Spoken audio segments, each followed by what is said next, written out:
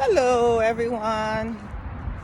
Again, these seems to be the time that I have usually to do these videos when I'm taking my walk with my little walking buddy down there.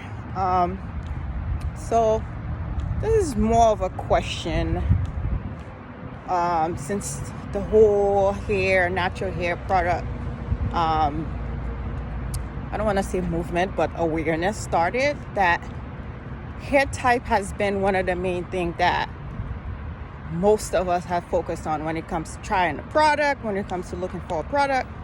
It was like hair type.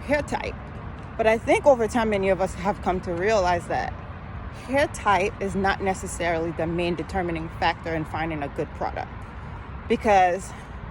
Or hair type or hair tipping system, which is another thing that I kind of find confusing when I started making these products, like the hair numbering system.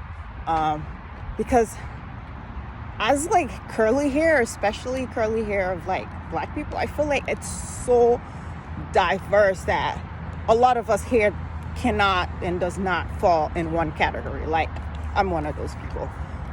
I have like 3 different textures in one. My son is just the same way. And so I find it really hard, confusing in a way. So I've created this chart. Later on, I will post it, share it with you guys, that I don't use a hair numbering system, but I use a combination of hair porosity, texture, and the hair type without using any numbers per se. So I find that to be a little more explanatory and helpful.